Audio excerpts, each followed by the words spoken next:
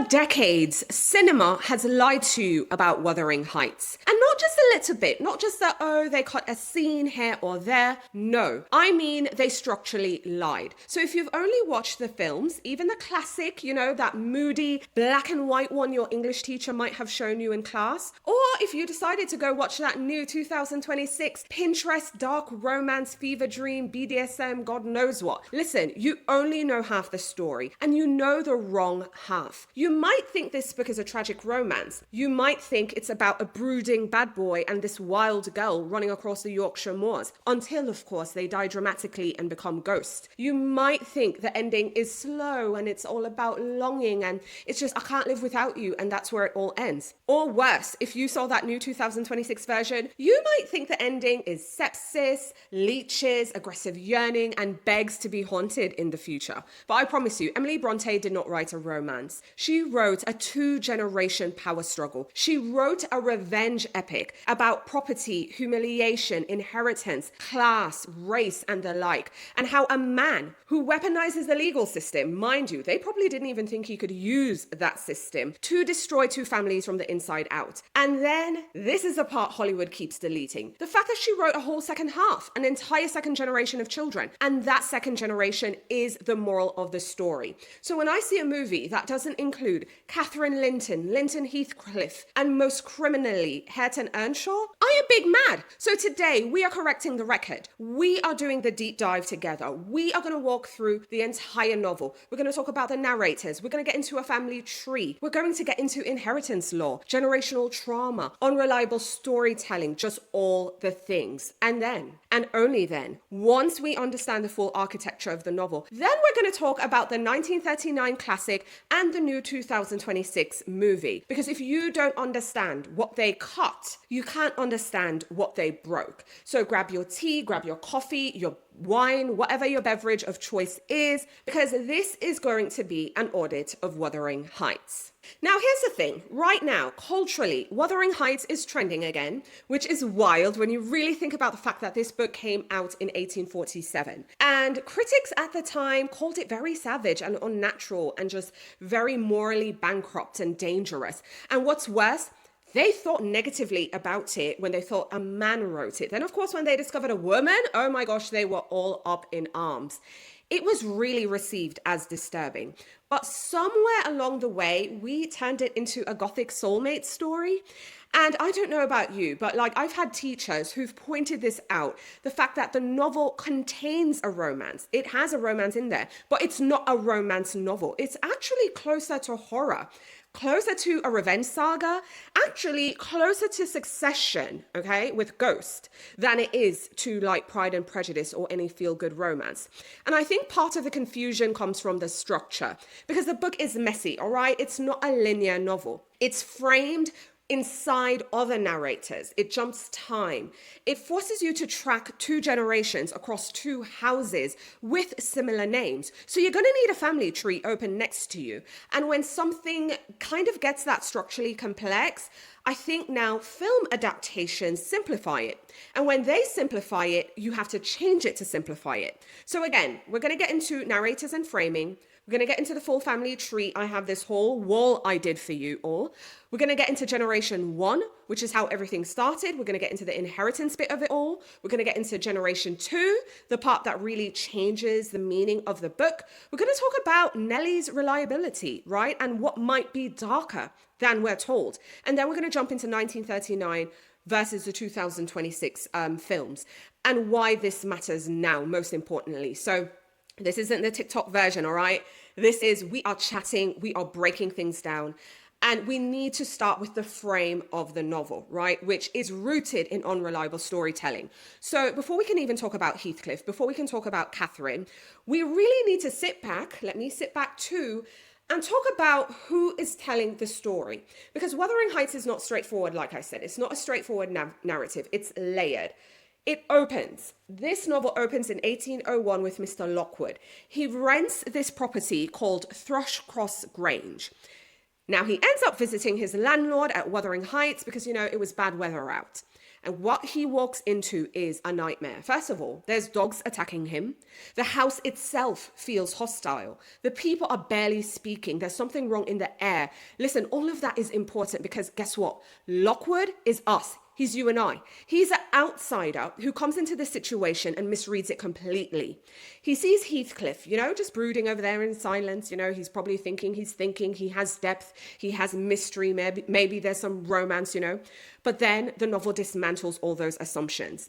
Then we get Nelly Dean. Nelly is a housekeeper. Now, she is the narrator within the narrator. So everything we know about the past comes through Nelly. And here's where it gets interesting. Nelly is not neutral, all right? She prefers the Lintons. She interferes in events. She withholds information. She makes choices. And she is telling this entire story to a complete stranger. So you really have to stop and ask yourself, what is she softening? What is she not saying? What is she justifying? What is she omitting? Because let's be for real, okay? Sidebar, just stick a pin in it. Think about it. You have this deep, dark, family secret knowledge about these two households. And this random person, this outsider who's not from your town, not from your area, comes in and they're like, oh, what's going on with the neighbors? You're going to tell them a tad bit about the neighbors, but you're not really going to get into the details of it all. You know what I mean? You're going to hold back. You don't know these people. I don't know about you, but I don't spill secrets to people I don't really know that well. So with that in mind, if you pay attention to the novel closely, the book kind of hints that things might have been even darker than Nelly allowed herself to articulate, because she describes violence, but sometimes vaguely. She describes cruelty, but filters it through moral commentary. And that framing for me matters, because the novel is already disturbing within itself, and we're receiving it secondhand. Listen, I don't know, but again, this isn't just a normal story. It's not a story even about trauma. It's a story about trauma told by someone who survived it, which means also it's open to interpretation, which means bias. So already, structurally, this book is more complex than, oh, they're just two people in love. It's a story filtered through class, position, moral bias, resentment, hindsight, and all the things. And we haven't even reached the revenge plot yet. Okay, so let's pause. I did a character map. I actually did a family tree. So let's go over to a wall in the hallway of my house that I took over to give you the family tree. I've seen so many readers share online over the years how incredibly difficult it is to keep track of all the characters in Wuthering Heights, especially the members of the two households. So of course we have Wuthering Heights and we have Thrushcross Grange. So I've put up a family tree on my wall here to explain all the family members from each house individually, but also how the houses merge, and most importantly, talk about the children, because that is also a place where, there's a bit of confusion that occurs. Most importantly, if you've only ever watched the adaptations, then you've completely missed the fact that there is a whole other generation, because all these people, we've seen them get into relationships, we've seen them gotten married. However, they do have children. So today I'm going to break down each household. We're going to zoom in first on Wuthering Heights, then we're going to get into Thrushcross Grange, and then we're going to talk about how they merge together. So moving backwards, we're going to start with Wuthering Heights first. So with Wuthering Heights, we have head of household, we have Mr. Earnshaw, and we have Mrs. Earnshaw. Now, they have two biological children. They have Hindley Earnshaw, and they have Catherine Earnshaw. Now, if you notice, I've used my yarn to do a lot of the connecting. I hope you can see the color differences. But I have a bit of yarn that stretches from Mr. and Mrs. Earnshaw all the way over here. This is Heathcliff. Now, Heathcliff is not their biological child. Heathcliff is a boy Mr. Earnshaw brought back from his trip in Liverpool. Now, it's very important to note, because again, depending on if you just only watch the first adaptation, you completely miss the fact that Mr. Earnshaw absolutely adored Heathcliff. He really favored him.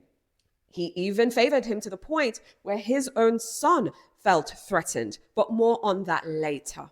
So, Mr. and Mrs. Earnshaw, they have their two children, Hindley Earnshaw and Catherine Earnshaw. And of course, I have Heathcliff all the way over here because Heathcliff is not biologically an Earnshaw. He was never, officially adopted, and his fortune changed after Mr. Earnshaw died. However, the household he did marry into is the Linton. So we're going to get into the Linton household, and we're going to start with the head of household. So the Lintons, they live at Thrushcross Grange. We have a Mr. Linton and we have Mrs. Linton. Now, they have two biological children. They have Edgar Linton, their son, and their daughter, Isabella Linton. Now we're going to get into the marriages. And since I'm already here at the house of Linton, it's important to note that Isabella Linton marries Heathcliff. Now, the joining of the two households, okay, the Earnshaws and the Lintons, officially happens through the marriage of Edgar Linton and Catherine Earnshaw. Okay, moving on to the other sibling, Hindley Earnshaw marries a woman named Frances. So we have her here, Frances Earnshaw. Now, I'm not sure if you can see the colors that I have used to, kind of make my family tree here. I used blue for the Earnshaws to indicate blood relation. So like I said, Mr. Earnshaw and Mrs. Earnshaw have their two children, Hindley and Catherine. Now the Lintons, Mr. and Mrs. Linton, have their two children, Edgar and Isabella. The people who married in are in yellow. So that's why I have Heathcliff over here in yellow. And this is why I have Frances here also in yellow, because they married in. Now, odds are, again, if you watched the adaptations, you might have missed some of the marriages, depending on the adaptation you watched, of course, because the focus really isn't on the other siblings as much in the adaptations. However, these marriages produced children. So that's when we move on to the next generation. So we're going to start with the Earnshaws. So remember, Hindley marries Frances. Now, unfortunately, Frances passes away shortly after giving birth to Hareton Earnshaw. So Hareton is Hindley's heir. This is very important. Now, Catherine Earnshaw and Edgar Linton, they got married. And in all adaptations that I've watched anyway, I have seen where they've depicted that Catherine died, but they make it seem like Catherine has died from a separate illness. Now, the 2026 adaptation does indicate she had a miscarriage and she died from sepsis and the like. However, in the novel, she is ill. However, she dies after giving birth to a daughter. So Catherine Earnshaw and Edgar Linton's daughter is Catherine Linton. Now, I know this can be super confusing for readers because, again, Catherine was an Earnshaw. She married Edgar Linton, so she becomes a Linton, Catherine Linton. However, like I said, she passes away, and the daughter is also named Catherine Linton, but we're going to call her Cathy, okay? Cathy Jr., Catherine Jr. I will throw in the Jr. just to differentiate so you don't think I'm talking about, Big Catherine, Mom Catherine, okay? Now, also in the marriage between Isabella Linton and Heathcliff, that also produces a child. And that child is named Linton Heathcliff. Now, I know this can be a tad bit confusing because you're like, wait, she's a Linton and she's married.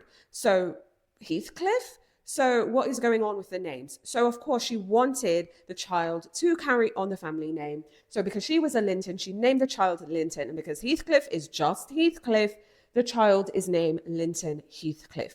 Now, what happens with their children is also part of the drama because we have marriages continuing as well. But before I get into the marriages, it's very important to point out a few things. We're going back to the beginning. We're starting again. Remember, Mr. Earnshaw and Mrs. Earnshaw have two children. They happen to have both a boy and a girl. Now, because of the patriarchal society at the time, when Mr. Earnshaw passes away, Wuthering Heights and, the family's estate and property and money and all the things would pass to Hindley Earnshaw because, again, it was a very patriarchal system at the time. Now, when Hindley has a child, in this case, he had a son right off the bat. So he has his heir. So whatever Hindley has when Hindley passes away, it should go to Hareton. All right, I think that makes sense for most people. Now, let's look at Catherine and Edgar Linton. Now, because Catherine married, she leaves Wuthering Heights and she cleaves onto her husband, as was the custom back then. Because when Mr. and Mrs. Linton pass away, again, even though they have two children, right, all the property from the Lintons are going to pass down to Edgar. All right. Isabella, because she marries off, she would cleave to her husband, and whatever, she would live with her husband, and her husband would provide. So all the inheritances always pass through the boys. Now, because Edgar and Catherine have a daughter, what that means is whoever she marries, right? Because they only have this one child. So once her father passes, right, things would go to her, but technically not her, again, because of the patriarchal society. So it would go to her husband. This is a very important point. Now, like I said, Isabella marries Heathcliff. So because all the inheritance of the Lintons would go to Edgar, listen, if Edgar wants to give his sister a bit of money, he's free to do so. However, she is living with Heathcliff, and that is important to note because look, now they have a child. So that child is a boy. So whatever Isabella has or Heathcliff has, it would pass down to the boy because they have a boy. All right. This is important to note because now that we're getting into the third generation, this is where the drama begins. So the drama begins because now the Earnshaws have passed on. Hindley is head of household. Now, his wife has passed away. Now, Hindley, when he passes away, technically speaking, Wuthering Heights should have gone to his son. However, he was entrapped by Heathcliff. Heathcliff took advantage of the fact that he was a gambler. He would drink. He was in heavy debt. Heathcliff essentially used the legal system, which I will get into in further detail, to essentially become owner of Wuthering Heights. So when he takes over Wuthering Heights now, Heathcliff does. That means, technically speaking, it would pass on to his son. All right. However, when Hindley passes away, Heathcliff is master at Wuthering Heights because he now owns a property because he basically got it from up under Hindley. Heathcliff turns Hareton into a servant, essentially a servant like he was at one point. Now, it's very important to note, like I said, when Edgar Linton is ill, because he only has one child and that child is a daughter, the daughter would have, she would have inherited it. But because of the system, she would have needed a husband and the husband would have taken control. So because Heathcliff wanted revenge, okay, he married Isabella, hoped to produce an heir so that he could use his son and manipulate his son to also take over Thrushcross Grange and just everything the Lintons owned. So Edgar Linton passes away. Remember, everything went to him. So what does Heathcliff do in an attempt to control Thrushcross Grange as well? He convinces his son to pursue Catherine Linton. It got so bad to the point where he locked up Catherine because Catherine, poor thing, grew up very sheltered, had no idea what was going on. But anyway, she ends up marrying Linton Heathcliff. And this is how Heathcliff, because he was manipulating his son, this is how Heathcliff got control of both Thrushcross Grange and Wuthering Heights. Now, unfortunately, Heathcliff's son is quite sickly, so he passes away. So Cathy is now a widow, not widower, but Cathy is a widow.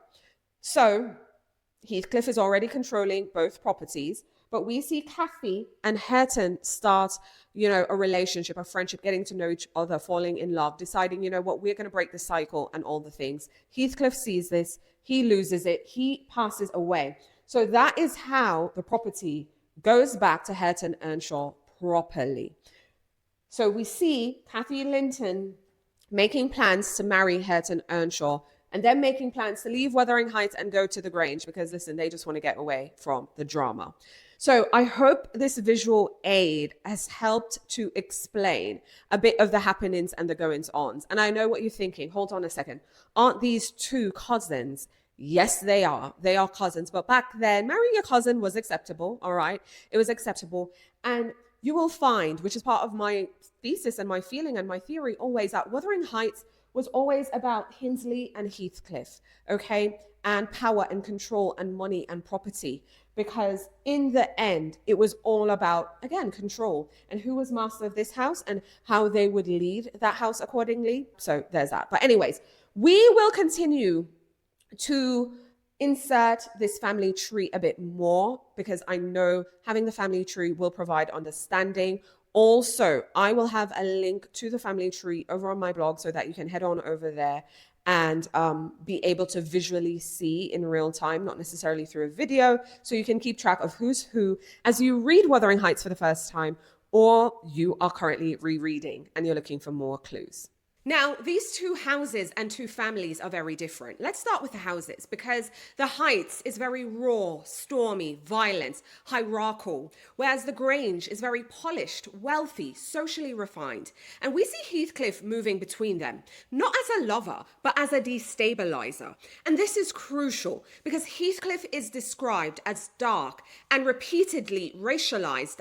Brontë doesn't spell it out explicitly, but the text definitely gives us some hints. Number one, he's ethnically ambiguous, he is socially alien, and he's very disruptive to the class structure when he enters the Earnshaw home and Yorkshire in general. First of all, he disrupts the hierarchy because we also see Mr. Earnshaw clearly favoring Heathcliff, and his own biological son, Hindley, cannot stand it. And that is where the engine starts. Again, it's not rooted in romance, it's actually rooted in jealousy and inheritance anxiety and fear of displacement. And I want us to stick a pin for a second, all right? Stick a pin for a second and let's think about what if Mr. Earnshaw had brought home a little girl? Let's just think about that for a second. Would Hindley be as threatened by, another little girl being adopted and brought into the family? I've always had my conspiracy theory that because it was a boy, a male, that really helped to set Hindley off, not counting the fact that Mr. Earnshaw was very loving and affectionate to him, and again, treated him like a son. Now, we have to get into more details about how Heathcliff came to be. The Heathcliff we see as the novel progresses and at the end. And yes, we don't know much about his background, but we do know he was othered and he's brought into this house and he's favored. Now, how do Cathy and Heathcliff kind of bond? I think that's very important. So when we look at the house at the time, the one person who was feeling very threatened was Hindley. However, when Mr. Earnshaw passes away, woof, that's when things go completely left. And that's when Cathy and Heathcliff bond.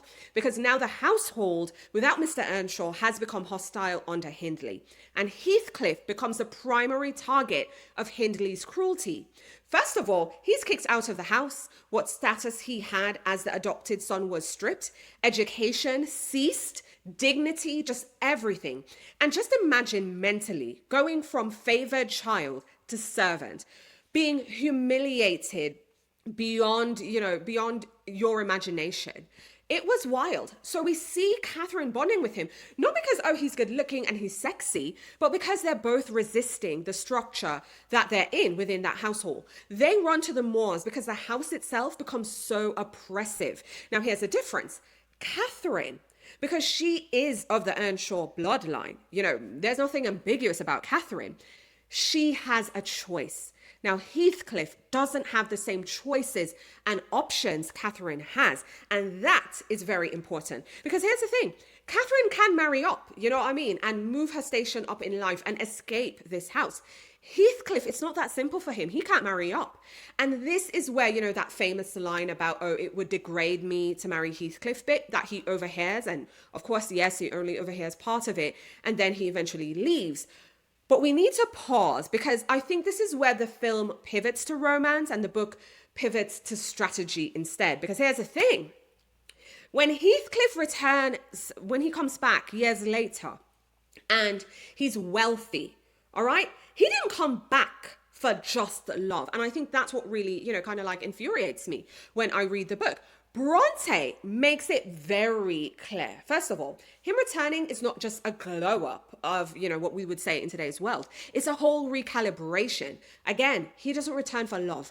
He returns for revenge, but also, most importantly, leverage. Because this is where the inheritance plot and scheming starts to happen. Because he now starts lending money to Hindley. He encourages Hindley's gambling and bad habits and drinking. He positions himself legally as well. So he leverages the debt, secures all the thing, and now he is the owner of Wuthering Heights. And how does he do this? Through financial entrapment, using the legal system at the time. And I want us to just kind of pause here a bit because here's the thing. All right.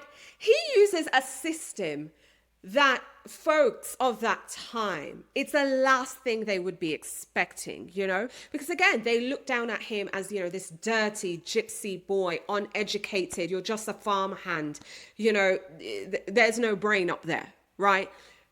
And he takes out his revenge in a way where it's not rage, it's paperwork, it's legal, it's a long game. And part of me feels that is scarier, all right? That is so scary. But you know what? He does it, and he does it successfully. So it's important to note that Hindley was married at this time. Hindley also had a son, so there's a young boy in the mix. So when Heathcliff does all of this as well, Hindley has a family, and that is important to remember. Now, Heathcliff is back, and he wanted to ruin Hindley. But you know who else he wants to ruin as well? The Lintons. And let's be very clear. It's also not about the fact that Catherine married, what's his face, Edgar Linton. No, it's not just about that. It's because the Lintons also looked down on Heathcliff as this dirty gypsy boy of no status. And, you know, they really looked at him as hired help. They didn't respect, you know, the backstory of that, of the fact that, you know, Heathcliff is more. So anyway, now let's see how he's going to take out his revenge. Okay, not just rage and anger, also on the Lintons. And this is where Isabella Linton comes into the mix. So what does he do? He marries Isabella, not just to piss Catherine off. He has a plan with the marriage. And we need to also be clear that he was violently abusive to Isabella in the novel. This is not melodramatic. This is not romanticized. No, she didn't want it. This was abusive. And again, why does he marry her? He wants access to the Linton family line. This is a clear connection because the Grange is governed by male line property systems, you know, the whole entails and settlements and all the patriarchal structures of the time. And what does Heathcliff do? He decides, listen, I am going to exploit this to the umpteenth degree. So the best way to get into the family is marry into the family. He also happens to produce a male heir, and that positions him in a level of leverage that he plans to weaponize, again, using the patriarchal system. So this is not passion. This is real estate acquisition here. So we also need to talk about the fact that he marries Isabella. They have a child, but Catherine dies. And in most adaptations, this is where the film stops, but the novel doesn't. And I actually believe this is where the story gets juicier, undeniable. It's just insane. Because here's the thing, the first generation is one thing, but this second generation, they are coming in hot. Now, one thing the films don't show is the fact that Catherine Earnshaw, married Linton, gives birth to a daughter. Her daughter is also a Catherine, but we're going to call her Cathy for short. So that is Cathy Linton. And I know it kind of confuses readers, which is why, again, we have the family tree to help guide you. So now, Hindley is ruined. Hindley also passes away, but he has a son, Hareton. Catherine dies, but she leaves her daughter, Catherine Linton.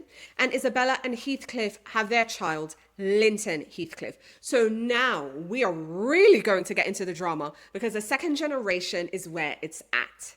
So again, if you stopped reading when Catherine dies, if all you've ever experienced is the adaptation that ends when Catherine dies, you stopped at the emotional explosion because Brontë didn't end with that explosion. She ended with consequences. And this is where the novel becomes unmistakably about the power dynamics. So we're going to reset the board. We have to reset the board. We have to go back to the family tree because we have the parents and now we're into the children. Because again, Catherine Earnshaw dies. 3 children remain in the wreckage. So we have 3 heirs. We also have 3 legal pathways. We also have 3 emotional mirrors. These are not side characters. They are the resolution of everything that has been happening. And this is where the entire meaning of the book shifts. So let's get into Linton Heathcliff first, because he is the pawn. So if you still think Heathcliff, again, is romantic, anti-hero, all the things, the chapters involving his son should end that fantasy immediately. Heathcliff does not love Linton. Instead, he uses him. Unfortunately, Linton is weak, he's sickly, he's nervous, again, chronically ill, and Heathcliff despises the weakness because I feel it reminds him of his vulnerability, but yet still he needs Linton because of, again, property law, because of male line inheritance, because, again, of leverage. Because here's the thing, if Cathy Jr. marries his son, Linton Heathcliff, then her property rights shift. Her financial future becomes entangled. And guess who gains direct control? Heathcliff. So this is not love. It's a hostile takeover. He imprisons Cathy Jr. at Wuthering Heights, pressures her into marriage, and then isolates her from her dying father. He manipulates his son Linton into compliance, and he engineers this whole legal outcome. And when the marriage is secure, unfortunately, Linton dies. And now, guess who controls Thrushcross Grange? Heathcliff. He now has seized both houses. Again, not because of love, not by passion, by legal paperwork. And this is not the arc of a misunderstood lover. I mean, forgive me. I think this is the arc of a man who weaponizes patriarchy and the legal system. And that systematic cruelty, I think, is far more disturbing than, let's just say, impulsive violence. I mean, listen, we do not support violence, and he is very violent, but it shows you, like, he is playing the long game. He isn't about, instant gratification, you know? But anyway, we have to talk about Catherine Jr. Catherine Jr. is the bridge. Catherine Jr. is the blend of both houses. She inherits her mother's spirit. She has her father's refinement. She has her mother's intensity. She also has her father's civility. And unlike Catherine Earnshaw, she grows up incredibly protected, very sheltered, highly educated. She doesn't even know the storm that is happening next door yet. And when she first meets Hareton, and Hareton is Hindley's son, she mocks him. She humiliates him. She thinks he's silly, he's dumb, he's illiterate, all these things. And this is very critical. Because without knowing, it's mirroring. And this is where Brontë is showing us repetition, cycles, generational things, you know, the echoes, the fact that the second generation begins by repeating the mistakes of the first. However, and this is a big however, here's the difference. Cathy Jr. is also capable of growth because when she realizes the cruelty of what she's done, she changes and she chooses differently. And I think that choice is everything because for me, that says, hello, this generation is not doomed. Now, of course, we have to get into Hareton Earnshaw. He's the true inheritor. Because when we talk about the character that no film wants to deal with, it's Hareton. And I really don't understand it because I love Hareton, okay? Now, Hareton, again, is Hindley's son. He is the rightful heir to Wuthering Heights. But of course, his father has passed and now Heathcliff is raising him. And he is deliberately raising him uneducated. He's denied him all opportunities for literacy, refinement. He's keeping him socially diminished, and this is revenge by replication. Heathcliff is recreating his own humiliation in Hindley's child. And, you know, this is where we can pause and say, in real life, there are two things that happen when people go through extreme trauma. They repeat it or they break it. But we also have a devastating twist because Hareton loves Heathcliff. Like, he actually admires him. He looks up to him, despite all the cruelty. And I think that dynamic is also tragic because Heathcliff sees in Hareton what he could have been, you know, strong, rooted, wild. And yet, my gosh, he just sabotages him anyway. Hareton is both victim and inheritor. And then, of course, something changes, you know. Cathy Jr. begins teaching him to read. Again, we see repetition again. We see them sitting by the fire. She's teaching him letters. Of course, he's struggling. We see him trying again. And we see their relationship growing, not from obsession, but from patience, from kindness, not from annihilation, but from restoration. And this is where I feel the novel corrects itself, all right? The generation before, they loved, but they loved destructively. And now we have this generation. They're loving as well, but it's more constructively. And Heathcliff is watching this, like he is seeing this. And listen, something in him fractures because he won, you know, in the end, he won. He owns both houses. He executed the revenge he wanted. He controlled the inheritance. He did the math But you know what? The math still wasn't mathing, because in the end, he has nothing. No intimacy, no warmth, no peace, no love. And when he sees Hareton and Cathy choosing differently, you know what? He loses his will. He loses his will. He stops eating, he withdraws, he fixates on Catherine's ghost more than ever. And when he dies, you know what? He's not triumphant. It's not romantic. It's actually hollow. It's really hollow. And the novel ends not with ghost lovers walking hand in hand away. No, it ends with Hareton and Cathy planning marriage, planning to move to the Grange, planning to leave the Heights behind. It's just really hard won, but hopeful ending. And I think that ending changes the genre, because when you end with Catherine's death, you know, it's more tragedy. But when you end with Hareton and Cathy, it feels more like restoration. And I can't understand for the life of me why films keep cutting that half of the novel out, truly. Now, this would not be a deep dive if we didn't complicate things further, because everything we just walked through, everything we just shared, comes from one person. It comes from Nelly. And Nelly is narrating all of this to Mr. Lockwood. But we also have to think about who is Mr. Lockwood, all right? Because again, it's all about who we tell stories and what we keep, what we filter, and the like. And Mr. Lockwood is a gentleman. He's also a tenant. All right. He's a stranger. He's an out of towner. So I really want us to ask ourselves this.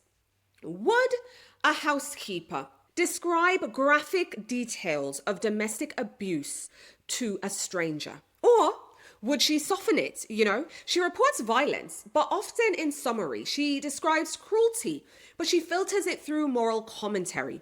She withholds letters. She intervenes in relationships. She also makes lots of choices that alters outcomes. And then she's telling this story as, you know what, she's just a passive observer.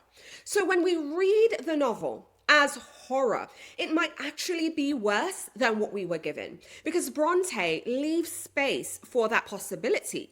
And that instability is part of why the book feels so psychologically modern, because it's not just trauma, it's mediated trauma, which kind of makes flattening it into just a romance again even more absurd. Now, in this section, I really want to get into what Wuthering Heights is actually about. So we're really going to get into the themes, because before we touch any of the adaptations, I need us to pause, because we did a whole bunch of plot and we need that reset. So here's the reset. This is a power story.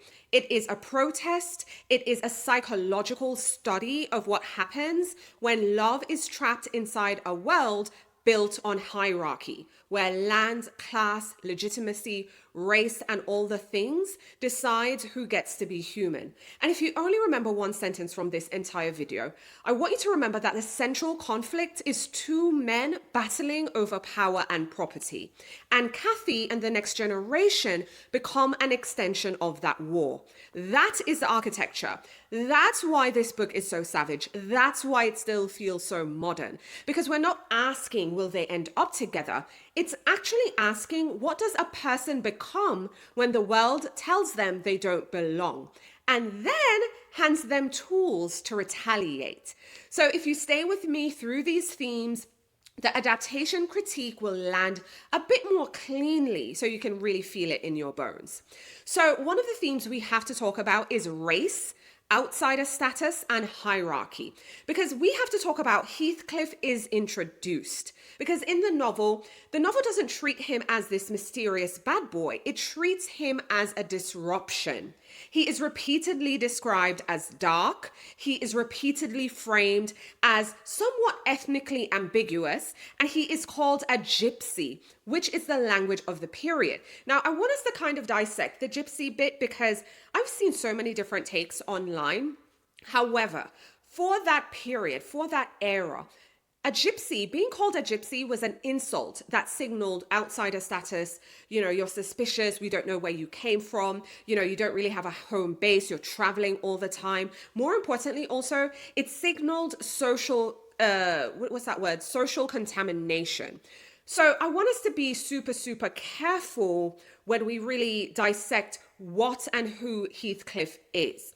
So going back, because I know people love to say, well, they're gypsies, they're their own people, they're their own race. Well, guess what? There are numerous people in different parts of the world, in different parts of Europe, that identify as gypsy. However, it just goes back to their beliefs, their way of life, and not necessarily signaling, okay, well, you must be Romani, because that seems to be something I've seen a lot online. We need to talk about where Heathcliff comes from, because that is a huge indicator as to who he may be or what he is as it relates to a label.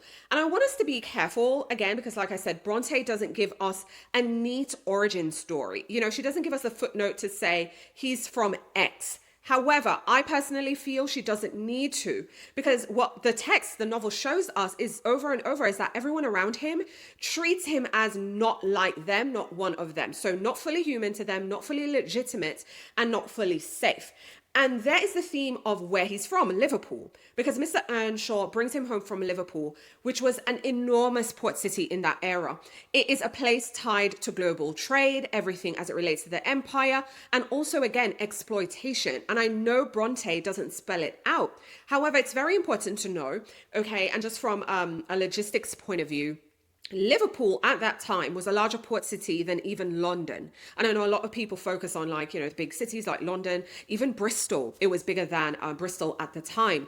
And again, it was a part of the transatlantic slave route. Okay. So there could be people coming from there. Also people from the East Indies, because again, you know, we're thinking about the empire and just, you know, they had their tentacles all over the world at that point. There was lots of indentured workers, indentured servants that are coming from the East Indies, you know, different countries in Southeast Asia, Asia and the like, and just, you know, from all these different countries in the East. So my conspiracy theory, and I'm just going to be honest, I think Heathcliff is mixed. I think Heathcliff was someone whose family might have worked maybe as a merchant mariner. You never know, because that was also big at the time. And when you think about merchant mariners and their ships, okay, they travel all over the world. And also there were workers aboard these ships from all over the world. And I'm just going to go on a limb and say, it was tough times back then. And this little boy probably ran away from something, or he was turned out. And I'm just going to go on a limb and say, yeah, he was of mixed race, even though, again, Brontë doesn't spell it out. However, she places Heathcliff, this outsider, inside a world where class, race, and belonging are not abstract ideas, they're social weapons. So when he walks into Yorkshire, when he comes to the house, Wuthering Heights, he isn't just entering any old family, he's entering a hierarchical system. And his presence destabilizes it immediately because Mr. Earnshaw favors him. And that's the problem, because this favoritism threatens Hindley's entitlement. That is the spark. So it's not really about romance, it's about displacement. So I think if you remove the dynamic in an adaptation, you know, you kind of really flatten it and just make it like, oh, he's misunderstood. You know, it's not just changing a tiny detail, you're weakening the engine and the structure. Because again, I want us to think, and I know I've probably posed this question a million times before, but I want us to think, what if Mr. Earnshaw, beg your pardon, had brought home a little girl? The threat wouldn't have been so grave, because again, what Hindley is afraid of is that the father favors him. The father is going to appoint him heir. He's going to be the person running Wuthering Heights. He's going to take out Hindley's inheritance from up under him. Even if that weren't the case, it's just the fear, and it's the fear of the unknown. And it didn't help, again, that he's an outsider. He is othered. So that is a crucial part of the plot, and I want us to always think about that dynamic because it was a very patriarchal society. Now, I want us to get into another theme, which is about, you know, the real love story versus the real war that is happening. Now, let's name the thing people don't want to say out loud, and I'm sure you probably didn't think I would say this either, but it's the fact that Catherine and Heathcliff as a duo are quite iconic. They are. Listen, I'm not going to hold you. That is true. They're iconic. However, the novel's central conflict is not will they be together? It's Heathcliff versus Hindley. It's these two men battling over the land, over the inheritance, over the humiliation, over status. Because again, Heathcliff was favored. And then when Mr. Earnshaw passed and Hindley became master, he humiliated Heathcliff. He ripped what little status he had. And it was also, again, about who was going to be the rightful heir in the house. So again, running on the engine that is patriarchy and male entitlement. Now, Cathy is the catalyst because she intensifies the rivalry. She also becomes a site of power, and it's more an emotional and social level. But the war is still about control, and that's why the book feels like it has more in common, in my opinion, with a succession than it would say with a love story or Pride and Prejudice. We also need to talk about the theme of obsession versus love. And I feel this is where the romance myth really collapses, because Brontë isn't showing you a warm love story, a warm love, happy love that defies the odds. No, she's showing you an obsession that becomes an identity collapse. It becomes about possession, mutual destruction. It's a bond so consuming, it's indistinguishable from hatred, low key. And I don't think people think about that enough, The fact that Heathcliff might have honestly resented Catherine. And I think sometimes, honestly, resentment is more powerful than hate. I know, I had to think about that there, but I truly feel it. When someone feels slighted, like even if you're in a relationship and they resent you and they just hate where you are in life or the opportunities that you have that they don't. Because remember, Catherine has the ability to advance. Even though the household became toxic with Hindley, she can marry up, she can escape. Heathcliff doesn't have that option. And the novel to me is so brutally honest about what obsession does and how it drives people mad, how it makes you jealous, how it makes you depressed, how it makes you vindictive, reckless, Love doesn't save them. Instead, love is inside, but it rots them from the inside out, and it also rots the system. Now, we have to talk about the theme as it revolves around property and patriarchy, because the whole inheritance engine is the theme that adaptations keep treating like, oh, it's a minor inconvenience. But I think that is the story, because Heathcliff doesn't just lash out. He learns how the system works, how the world works, how the legal bit works, and uses it. Debt, marriage, male line inheritance, legal leverage, and all the things. He even turns society's rules into weapons. And the horror isn't just what he does, it's that the structure allows it. The law becomes part of the violence, and it just tells you how unbalanced it truly was at that time.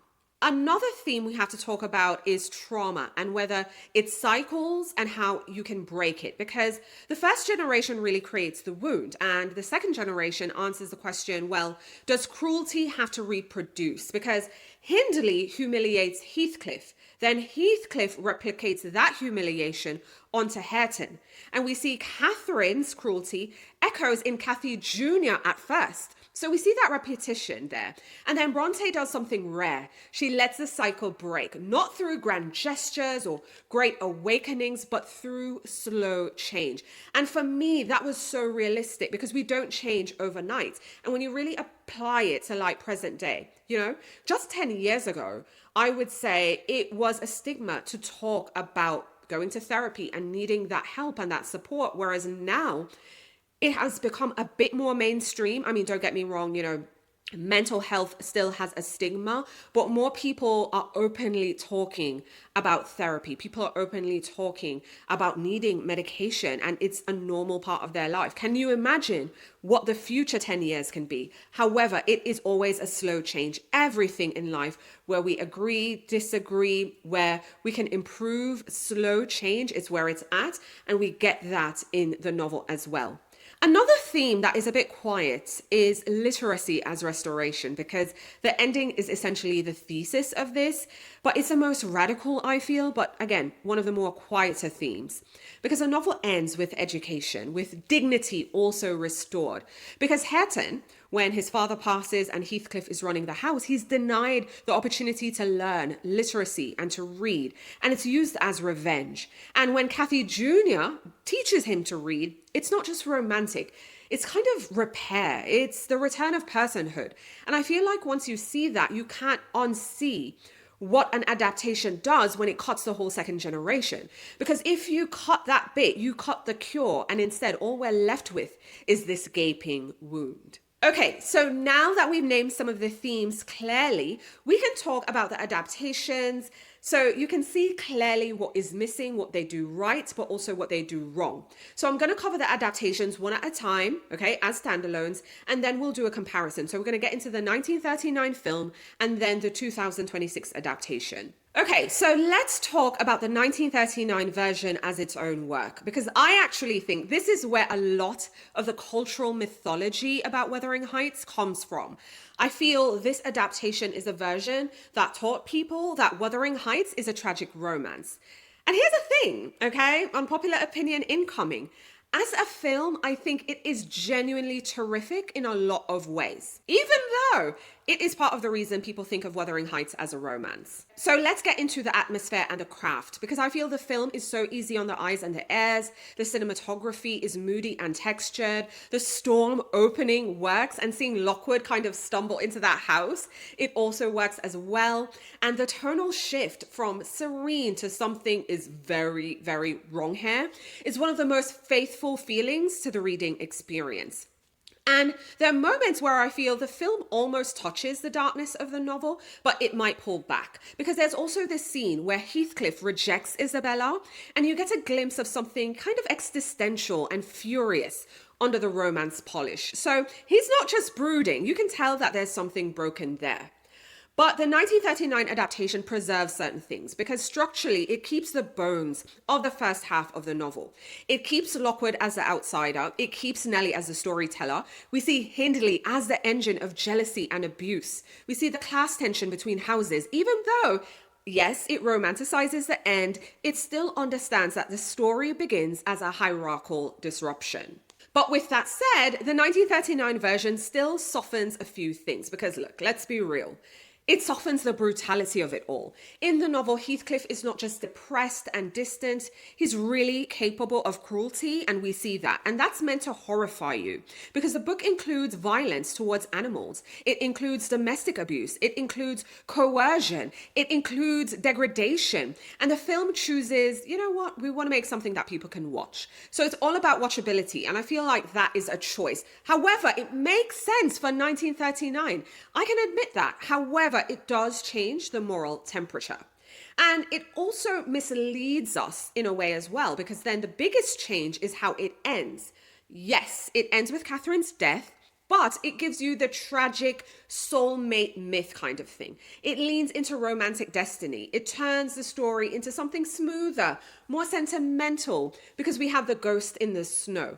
And culturally, I think that ending is the problem. That is radioactive because it trained the audience to kind of stop the story at where the emotional explosion should occur. And we never get to see consequences. So it did some things right, but it definitely did some things wrong. However, I want you to hold that thought because when we look at the 2026 version, you are going to see a very different kind of unfaithfulness, all right? This is not even the old Hollywood romanticizing things. We are going full-blown modern aesthetics.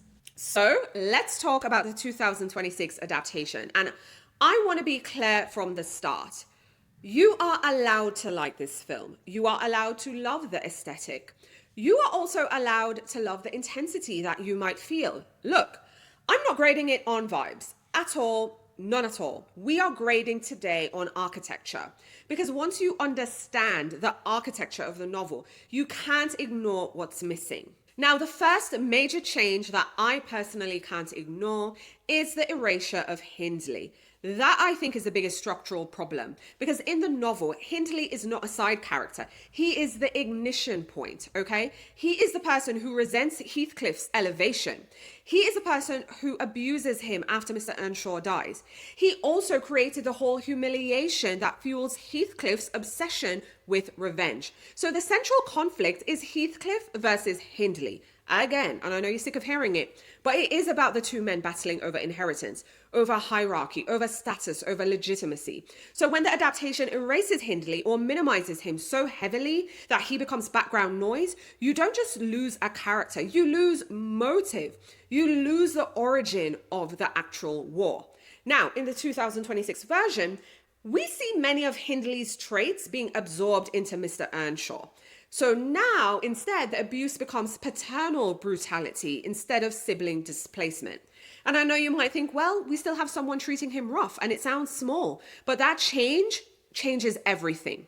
Because in the novel, you have to understand, Heathcliff is once favored. He is once loved. He is elevated and then violently demoted. Like, this is whiplash, okay? And that whiplash is crucial. So when you remove that nuance, Heathcliff stops being a product of a destabilized hierarchy. And it starts feeling like, okay, this is just a generic abused boy turned brooding man.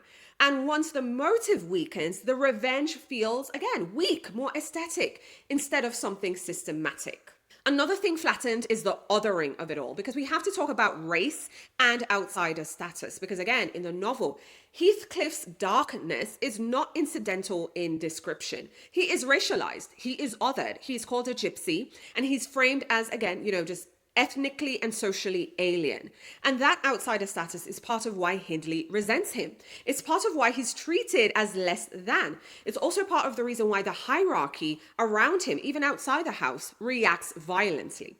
So when an adaptation ignores that tension, when it chooses a flattened aesthetic world where the dynamic has no narrative weight, the story loses friction, because Heathcliff's exclusion is not just emotional, it's also structural. Because if he is not socially displaced, then his hunger for dominance has less grounding, okay? Because again, watching the film, just kind of seeing him taking over Wuthering Heights, it's like, okay, great, but we don't get the why, the bigger why behind it. And if his hunger for dominance has that less grounding, then an entire inheritance arc feels very melodramatic. So this isn't just about casting debates for the sake of us chatting here.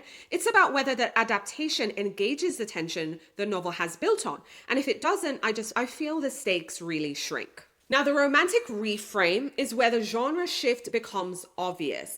In the novel, Heathcliff is cruel, he's strategic, he's vindictive, he's psychologically violent. You are not meant to swoon at all. You are actually meant to feel quite uneasy. Now, the 2026 version, there is a heavy emphasis on physical intimacy. And again, yes, I know people had sex back then, of course. But we see more physical intimacy, more repeated declarations of love. There's that visual longing. There's that stylized sexual tension. And then when the obsession is filmed like Soulmates and Destiny, I think the genre changes. Because now the story reads like, they're two people who love each other and it's them against the world. Instead of two people destroying each other inside a very rigid world and system. And I think there's a big difference there. Because when cruelty loses consequence, when abuse is stylized or softened or made into a kink, it really stops feeling like horror and it starts to feel more like dark romance. And it's just, I don't know, that just didn't work for me. Also, we have the conflation problem by merging Hindley's cruelty into Mr. Earnshaw. I mean, something subtle is lost there because, again, Mr. Earnshaw is flawed, but he's affectionate.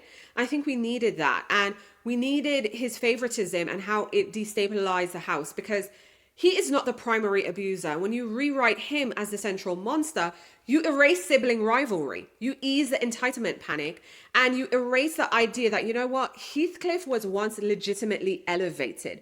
And I think that whiplash is very underestimated, and that matters because his tragedy wasn't just about the abuse. It was that for a moment he was included, he was a part, and then he was violently excluded. And that does something different psychologically. And of course, we have to talk about the second generation being completely gone. Again, we don't have Cathy Jr., there's no Linton Heathcliff, there's no Hareton Earnshaw, which means we don't have Or Mirrors anymore. We don't have cycle breaking. We have no literacy arc. We have no restoration. Without that second generation, the story becomes just pure decay. And if that's the artistic goal, that's okay, that's fine. But that's not Bronte's ending. Brontë doesn't end in nihilism. She ends in repair. And when you cut that repair, you really change the thesis of everything that is going on. Now, another thing with the 2026 adaptation is the visual excess versus narrative depth. So let's talk about aesthetics for a bit, because I can admit the film is visually striking. It's bold when it comes to costuming, even though I feel some of the costumes were tacky. Very textured views of the moors, the color palettes was interesting. However, visual boldness is not the same thing as thematic depth. I kind of feel like style can elevate structure, but it can't replace it. And I think the director was really going for shock value more than anything else. And for that reason, this is where many people might feel like something was off, something was missing, because the film can feel feverish.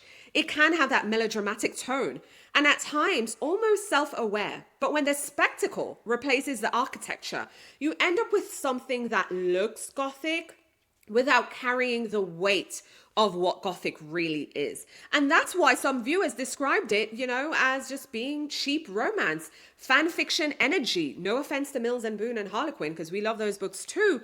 But it's very basic. And it's not because romance is inherently lesser of a genre, of lesser of a thing to watch and enjoy, but because the complexity was just replaced with, I hate to say it, but something really basic. But with that said, here's where things get interesting, because the 1939 version romanticizes the story too. It's just that it romanticizes differently. So let's put them together side by side and do a direct comparison. Now let's evaluate them based on categories, not vibes, not personal taste, again, structure. So let's make the first category the engine that keeps everything running. Now, in the 1939 version, it keeps Hindley the engine. 2026 erases him, but also weakens it by making the father the primary abuser. Now, the result of that is 1939 keeps the jealousy-driven revenge arc intact, but 2026 makes revenge feel more emotionally reactive than actually socially and psychologically strategic. Let's also look at othering, because the 1939 lens leans into class tensions visually and tonally. And we do also see lots of people in the film also calling him a gypsy. So even though you might not have like that visual representation, it was verbalized. Now, the 2026 version flattens the outsider dynamic without really deeply interrogating it. So the result is the novel's racial and class undercurrents is just completely muted. We also have to get into the violence and the cruelty. So 1939 softens the brutality. I think they were really focusing on watchability for that time, whereas 2026 stylizes obsession for intensity and makes it a vibe. It also turns abuse into kinks, which I felt was kind of low-key problematic in a way. However, neither of them, I can be objective and say, neither of them fully captured the systematic cruelty of the novel. I think one made it tragic and the other made it just more aesthetic. And then when I think about the ending, yes, the ending, both of them cut the second generation. Both stop at Catherine's death, which means both of them remove, the chance for renewal, the cycle breaking, literacy being elevated again, the moral correction and all the things. And I think that is the most important structural loss, because without the second generation, again, you're left with passion, decay, an open gaping wound. Instead of we get passion, then we get consequences, then we get repair. And also we have to look at the genre, right? Because the novel is a generational story. It's a tragedy, but it has a restorative ending. But the 1939 version gives us Gothic tragic romance, okay? 2026 gave us aesthetic, psychological, dark romance. And none are identical, none of them. But only one completes the argument, and had room maybe for more. I don't know. We'll see. So now we need to move on to the bigger question. Why do we keep misreading this book? And why will we keep arguing about it for the next 200 years? Because here's the thing. I might not be around in the next 200 years. Hopefully YouTube is, so that you can, get to see my opinions on everything. But I know this is a novel we will be talking about for years and years to come. Let's zoom out for a moment because this isn't just about one adaptation. This is about cultural memory. Because for nearly 200 years, Wuthering Heights has been a topic of conversation. And the first adaptation, I think, has been out for about 90 years, and it has been marketed as a tragic romance. And look, I don't have to agree with it, but I can understand why. The imagery is irresistible. Two lovers on the moors, wind, storm, I cannot live without my soul, all of that. It's cinematic. And the inheritance bit, the power bit, the patriarchal bit, the legal property manipulation bit, literacy as redemption and all of that. It's not really the vibe. So culturally, we freeze the book at Catherine's death. And I think it's because it's emotionally explosive. It's clean. It's mythic. And I think myth sometimes is a lot easier than structure. And as a society, we'd much rather tackle something that is easier to explain and easy to tie up in a neat bow instead of provoking thought and further commentary. Now, I also understand tragic romance sells, okay? We love doomed couples. We love Romeo and Juliet. We love Titanic. We love star-crossed lovers against society. I mean, it's simple, it's digestible, it feels grand and all the things. But Wuthering Heights is not love against the world. It truly isn't. It's love rotting inside the world. And I think that's harder for people to package. I mean, again, give me a budget. I will package it, but I can also be objective and understand that, hey, I'm passionate about it. Directors aren't, and they're also hedging their bets on what will sell well. Another point is the book is structurally messy. It's messy, let's be honest. The novel is complicated. I did a whole family tree to help y'all. Non-linear narration, framed storytelling, 2 houses, 2 generations, legal mechanics, moral ambiguity. Again, you need that family tree open beside you. You need to track the time jumps. You need to remember who inherits what. Look, some people might say it's hard to film. I don't think it's that bad. It might be hard to pack that in 2 hours, even 2.5 hours. So I know adaptations compress, they simplify, all right? They remove the whole second generation part of it because it feels like a sequel. But I think that compression changes the thesis. Again, if you end at Catherine's death, it's tragedy. If you end with Hareton and Cathy, kind of planning a future, okay, it's restoration, it's hopeful. And that choice really defines the genre. Now, listen, again, I don't expect anyone to do it in one film. I am team give it the wicked treatment. Give us part 1 and give us part 2. I think that is very reasonable. I also understand we will be talking about this for 200 years to come because we prefer passion to patience. The second generation is quieter. There's no grand speeches, there's no storminess, there's no confessions, major, really. No self-destructive declarations. It's small, it's important, but I can be objective and say it's smaller, it's incremental, and it's someone, again, learning to read. It doesn't trend. It's slowly falling in love, the moral spine of the book. And as a society, we have to be honest that we are not patient, and patience doesn't necessarily, it's not as cinematic as obsession is. And also discomfort. We have to talk about discomfort because discomfort gets rewritten and the novel is uncomfortable because it's violent. It's psychologically ugly. It doesn't flatter the characters one bit. So what do we do culturally with it? We smooth things over. It's like history, right? We don't want to tackle history head on. It makes people uncomfortable. So we have to soften things. We have to smooth things out. We have to, throw aesthetics on it. We have to, in this case, romanticize it. We turn Heathcliff into this dark heartthrob instead of a man who weaponizes the legal system to ruin lives and because he abuses people. Because it's easier to want him than to be afraid of him, But again, Brontë didn't write him to be safe. She wrote him to be disturbing, and she wrote him to disturb you. So even though with all of that, it will endure anyway, okay? It will endure. And yet, look, despite all the misreadings, despite the flattening, we are still here. I am talking about it. You're talking about it with me in the comments. We're arguing about it because the book resists simplification. It is so morally unstable. It doesn't hand you a clean hero. It doesn't give you comfortable love. It forces you to wrestle with so many things. It forces you to wrestle with class, race, property, trauma, revenge, but also repair. And every generation projects their feelings onto it. You know, I'm projecting my feelings, others will too. And that is why it survives. That's why it can't be spoiled. Because a classic doesn't die when it's adapted poorly. It actually renews itself. And every reading and rereading will become a new argument. So with all that, here is where I land. This is a novel about power, hierarchy, obsession, and whether cruelty can be stopped and interrupted. The central conflict is about two men battling over property and legitimacy. And then Cathy and the next generation just become extensions of that war. The 1939 film romanticizes it, but it preserves the bones of the first half. It understands the jealousy engine. It understands the class tension. It just ends too early.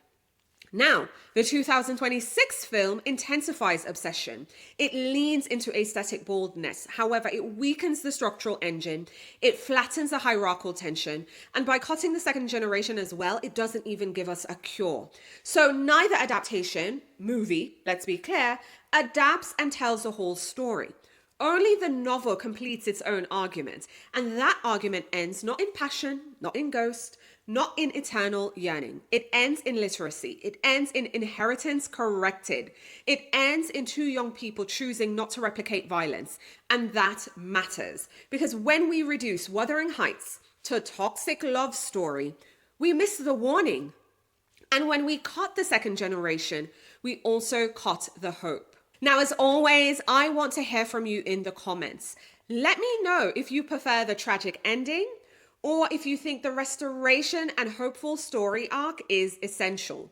But also, we need to talk about whether adaptations owe us structural fidelity, or if reinterpretation is part of the point.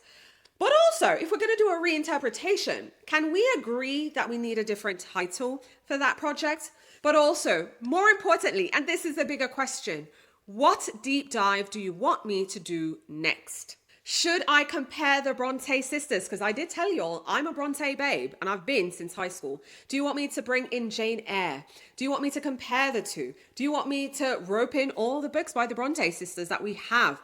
Or maybe you want me to go down the Rebecca route. Rebecca is one of my standout favorites. It's my favorite novel. Or maybe we should tackle another misread classics. Again, let me know in the comments, because look, if you've made it this far, one, you officially know 100% of the story, not the 50% that adaptation tells us.